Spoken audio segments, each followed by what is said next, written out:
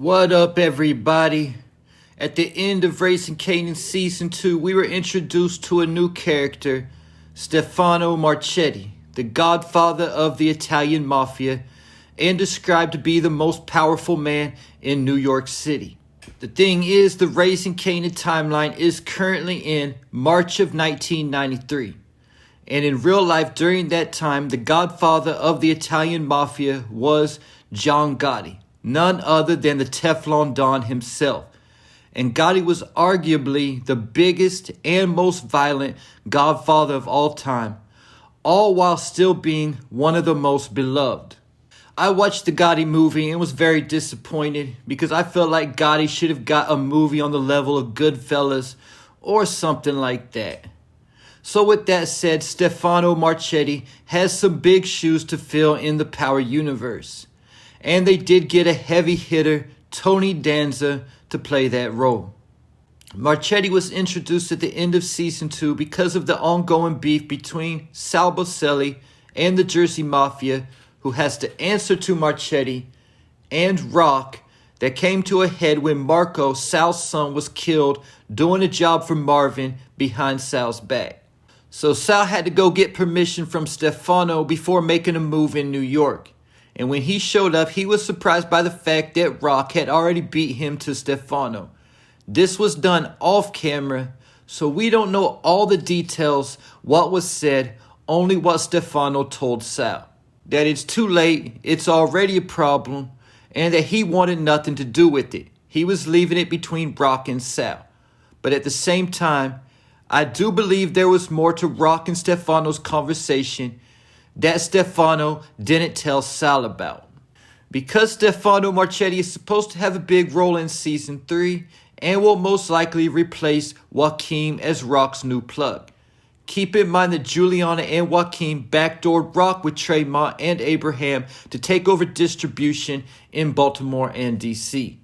And the last conversation that Rock had with Joaquin, after finding out she had been backdoored, she told Joaquin and Juliana that she could find another connect. And she warned Juliana with a boxing metaphor: when you're clocking up, it's not how you can throw, but how you can take. Rock knows this because her father was a prize-fighting boxer in the 145 division. And she made sure to use the boxing metaphor so Joaquin would also get the message, because when they first met, it was at a boxing match. There's also a clip from the Season 3 trailer with Rock dressed in all black and her hair pulled back, where she's canceling Christmas on somebody. Well, I saw a commercial last night that showed a few more seconds of that clip.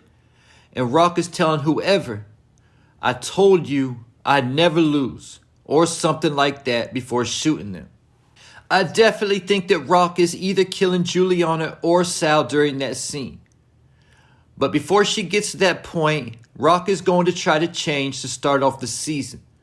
There's a clip from episode 1 where she's telling her family that she's done doing what she's been doing and things are going to be different.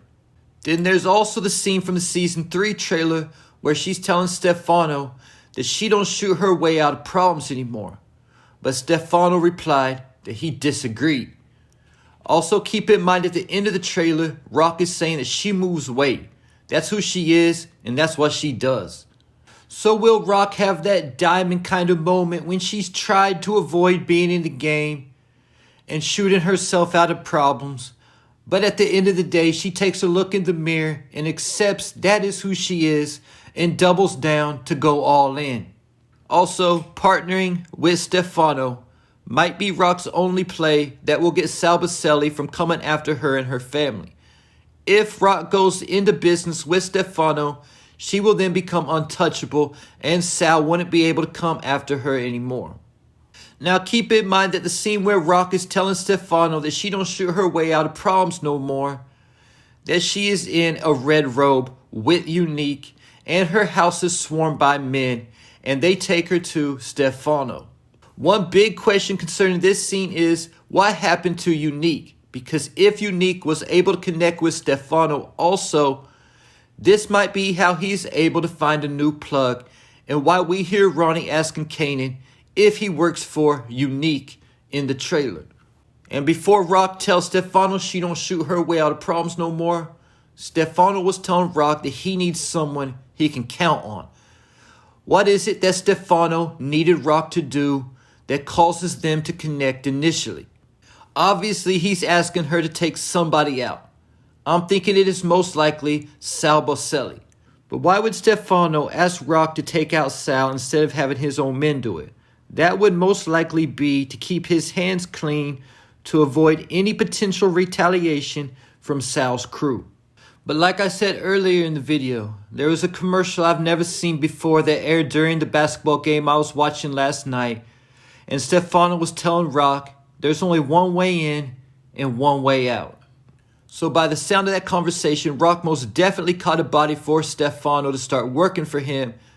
But at some point, she probably wants out the game again. But Stefano's basically telling her it's blood in, blood out. So this could definitely be telling what happens to Rock in the future. She wants out the game, but is stuck in because she's now tied in with the Italian Mafia. And obviously, this isn't a Lobos or Milan situation like Ghost found himself in. She's not going to be able to take out Stefano, the godfather of the Mafia, without getting herself and her whole family smoked. Is this what happened to Rock, Marvin, and Lulu? And also why Juke changed her last name from Thomas to Ganner? Or does Rock fake her death and move to Virginia or somewhere like that to hide? Maybe she moves to DC, and that's why Juke was living in DC in power and why Kanan was always visiting DC. And before I go, since I'm not going to make a separate video about this, the good news is that Raising Kanan has been renewed for a fourth season. The bad news is that Force still has not been renewed for the third season. And to make matters worse, Joseph Sikora made a post after the season 2 finale talking about he can't wait for season 3. But since that post has later been edited and it doesn't say anything about a third season anymore.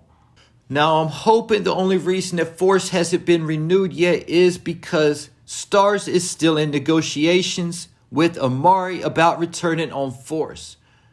Then it would make sense why it hasn't been renewed yet. But if that's not the case, Force might be in trouble, and we may see Tommy moving back to New York to co-star with Tariq in Book 2. And there you have it. Leave your thoughts, theories, and predictions in the comments.